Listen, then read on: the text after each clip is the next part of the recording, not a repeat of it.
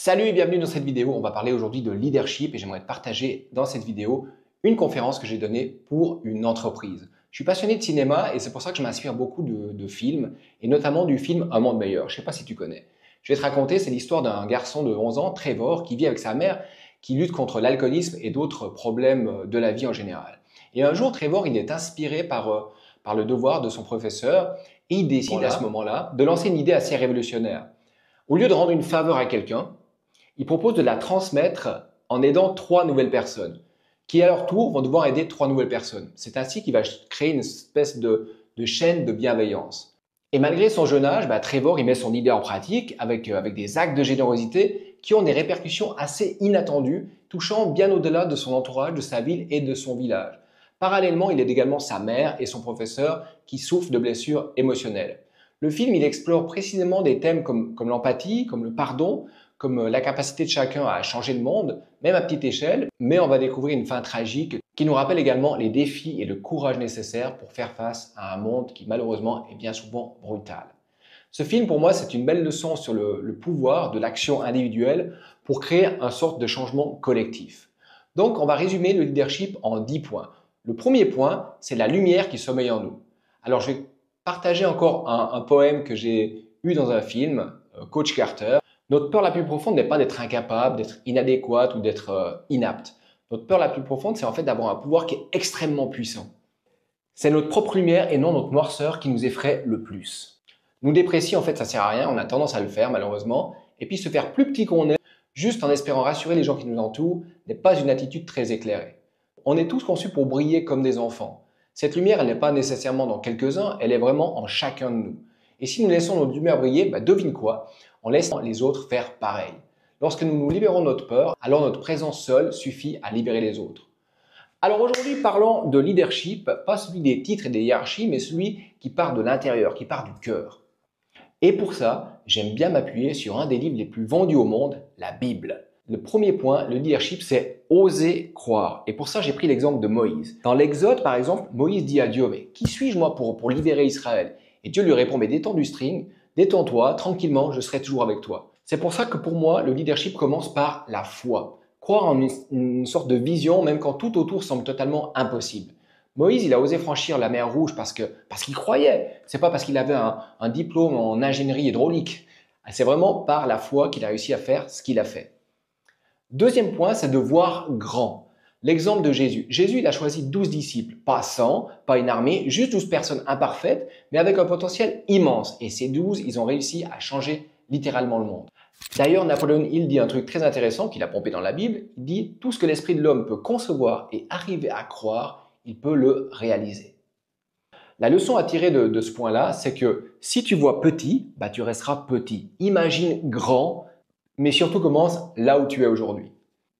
Le troisième point, leader, pour moi, c'est pas un gourou. Et pour ça, j'ai pris l'exemple de Nelson Mandela. Mandela disait « Je ne perds jamais, soit je gagne, soit j'apprends ». Son leadership, il était basé sur l'humilité et la persévérance. Comme Jésus, il lavait les pieds de ses disciples. Aujourd'hui, je ne sais pas si toi, tu laverais les pieds de quelqu'un. C'est pour ça que Mandela a montré que le vrai leader, il sert les autres. Il se met au service des autres. Il ne va pas chercher à commander les autres. La leçon à en tirer, c'est que tu n'es pas là pour impressionner, mais surtout pour inspirer les autres et inspirer par ton propre exemple. Le quatrième point, c'est la maîtrise de ton énergie. Et pour ça, j'ai pris un exemple de Joe Dispenza qui explique que nos pensées vont créer notre réalité. Jésus disait déjà dans Matthieu, si vous avez une foi comme un grain de moutarde, vous allez déplacer des montagnes. Le leadership, c'est choisir ses pensées avec soin. Tu peux pas, à mon avis, inspirer toujours quelqu'un en étant en train de râler comme un enfant qui n'a pas eu de dessert. La leçon à en tirer, c'est que change ton énergie et tu changeras ton impact. Le cinquième point, c'est sois authentique. Et pour ça, j'ai pris l'exemple de Winston Churchill. Churchill disait, le courage, c'est de se lever pour parler, mais aussi et surtout de s'asseoir pour écouter. Il a dirigé avec honnêteté, même dans l'adversité. Comme Jésus, il n'a jamais vraiment joué un rôle pour plaire aux autres. Donc, essaye pas de plaire aux autres. Avant tout, sois toi-même et tu t'en tapes de ce que les autres pensent de toi. Et pour ça, je t'invite à pratiquer mon mantra dont je partage dans mon spectacle. Ce que tu penses de moi, je m'en bats les couilles. Tu verras, ça paraît un peu vulgaire, mais ça a une puissance extraordinaire.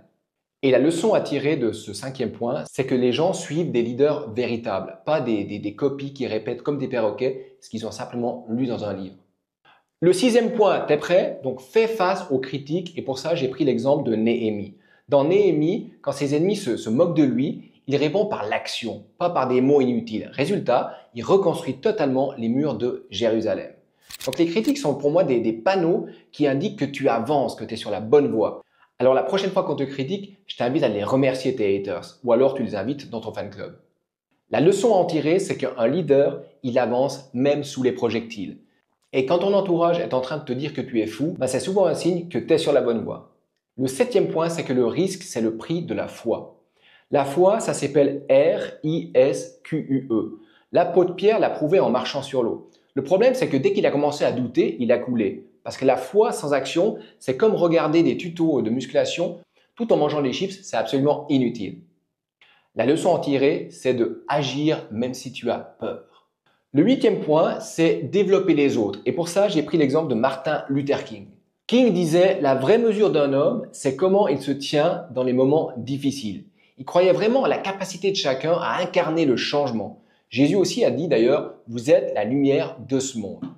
La leçon à tirer, c'est qu'un vrai leader ne garde pas la lumière pour lui. Il allume cette lumière chez les autres qu'il rencontre sur son passage. Le neuvième point, c'est sois résilient. Et l'exemple de Job. Job, dans la Bible, il a tout perdu. Il est resté absolument fidèle. Il savait que la douleur n'était pas vraiment la fin de l'histoire. Aujourd'hui, chaque difficulté, pour moi, c'est une formation gratuite pour élever ton potentiel. La leçon à tirer, c'est que la chute n'est pas vraiment un échec, c'est surtout de refuser de se relever qui en est un pour moi. Le dixième point, c'est d'être toi-même. Essaye pas de chercher à être différent parce qu'en étant toi-même, bien, tu l'es déjà.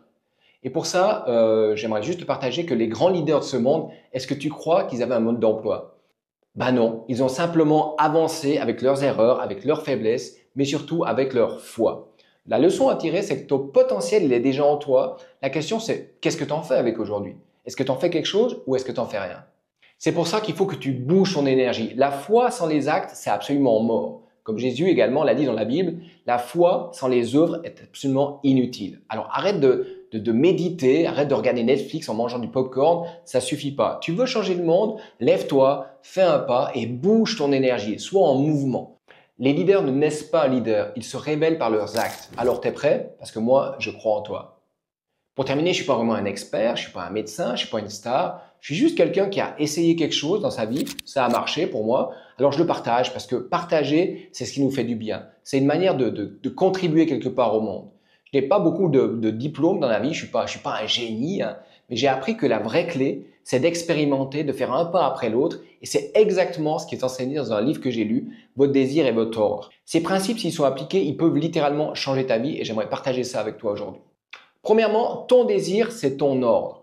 Le principe central des 14 enseignements, il est simple. Ce que vous voulez vraiment, vous pouvez l'avoir. Mais attention, ce n'est pas un simple vœu pieux. Pour que votre désir devienne réalité, vous devez l'ordonner à l'univers. Ça commence par une vision claire de ce que tu veux. Un exemple biblique, c'est que Jésus qui dit dans Marc, « Tout ce que vous demandez en priant, croyez que vous l'avez reçu et cela vous sera accordé. » L'univers répond toujours à vos vibrations. Plus vous êtes précis et convaincu, plus vous attirez ce que vous désirez. La leçon, c'est que la clarté crée le pouvoir. Écrivez votre désir, visualisez-le, ressentez-le comme s'il était déjà réalisé.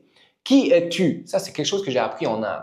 Un des principes fondamentaux, c'est de répondre à cette question. Qui suis-je? Qui es-tu? Trop souvent, on vit des vies qui sont dictées par les attentes des autres. On vit des vies qui sont dictées par le conditionnement. Et ça commence par con, c'est pas pour rien, parce que ça vous rend con. On vit parce qu'on est embourbé dans nos croyances limitantes. Ces croyances limitantes, on les a absorbées sans vraiment y réfléchir quand on était plus petit, quand on a rencontré une personne qui nous a découragés. On a pris ça comme argent comptant et aujourd'hui, ça crée toute notre réalité.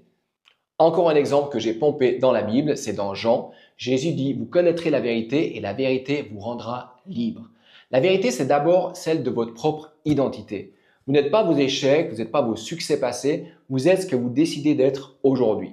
La leçon à en tirer, c'est prenez le temps de vous reconnecter à vous-même, identifiez votre véritable don, vos véritables aspirations, vos véritables valeurs et ça commence par arrêter de vivre pour plaire aux autres. Ça, c'est une clé essentielle. Ensuite, il y a quelque chose d'important, c'est de trouver un équilibre entre le travail et la vie personnelle. Sachez l'importance de trouver un équilibre entre votre travail, votre vie personnelle et votre développement spirituel. Dans ces enseignements, on nous explique que le succès matériel, il n'a pas vraiment de sens si vous êtes constamment stressé, fatigué ou absent pour ceux que vous aimez vraiment. Encore un exemple biblique, dans Ecclésiaste, il est dit, il y a un temps pour tout, à un moment pour toute chose sous les cieux. Le leadership, c'est savoir quand accélérer, mais c'est aussi et surtout savoir quand ralentir. La leçon à en tirer, c'est prenez soin de vous. Si votre énergie, elle est faible, vous ne pouvez pas donner le meilleur de vous-même. Les vibrations, on va parler des vibrations parce que c'est le langage de l'univers. L'univers répond pas à vos mots, mais à vos vibrations. Ce que vous ressentez profondément, ça va créer une fréquence énergétique qui attire des événements similaires. Si vous sentez abondant, vous attirez l'abondance. Si vous vibrez dans la peur, comme dans le premier poème que je vous ai partagé, vous allez attirer des problèmes. Un exemple inspirant, c'est Joe Dispenza qui appelle ça l'énergie du cœur. Jésus dit dans Proverbes, « Garde ton cœur plus que toute autre chose, car de lui viennent les sources de la vie. » La leçon, c'est de pratiquer la gratitude et maintenir un état émotionnel positif. C'est la clé pour attirer tout ce que vous désirez. Ensuite, il y a l'importance des groupes et des mentors. Un des enseignements puissants que j'ai lu, c'est que vous êtes la moyenne des 5 personnes avec qui vous passez le plus de temps. Les groupes de soutien, les mentors, ça joue un rôle crucial dans votre développement personnel. Un exemple biblique, c'est Jésus, il a choisi 12 apôtres, 12 disciples, créant une communauté forte et soudée, et ensemble, ils ont accompli une mission qui semblait au départ quasiment impossible. La leçon, c'est de choisir vos relations avec soin. Entourez-vous des personnes qui vous inspirent, qui vous font du bien et qui vous poussent à grandir. Et éloignez les autres qui vous rapetissent et qui veulent vous faire croire que vous êtes tout petit. La répétition, ça va reprogrammer également ton subconscient. C'est ce que j'aimerais partager pour la suite. La répétition, c'est la clé pour reprogrammer ton subconscient. Ce que vous répétez quotidiennement, ça va devenir votre propre réalité. Un exemple inspirant, c'est dans Josué. Il est dit que ce livre de la loi, il parle de la Bible, ne s'éloigne pas de ta bouche, médite-le jour et nuit. La répétition crée la transformation. La leçon, c'est d'affirmer vos désirs quotidiennement, visualisez-les matin et soir, et votre esprit finira par y croire, et votre réalité, elle va s'ajuster automatiquement. 7e point, c'est de passer à l'action. La foi sans action, elle est absolument inutile. Vous devez prendre des mesures cohérentes avec vos désirs. Si vous voulez un changement, commencez à agir, même si c'est que des petites choses. Un exemple biblique encore, c'est dans Jacques. Il est écrit que la foi sans les œuvres est morte.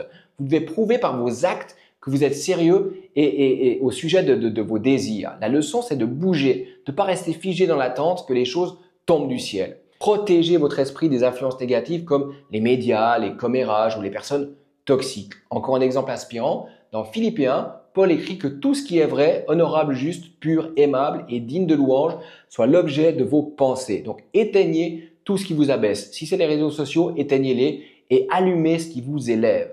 Donc aujourd'hui, je t'invite à reprendre ton pouvoir, ton désir et ton ordre. Vous avez déjà tout en vous pour réussir, mais ça demande de la clarté, des vibrations alignées et des actions concrètes et un environnement positif.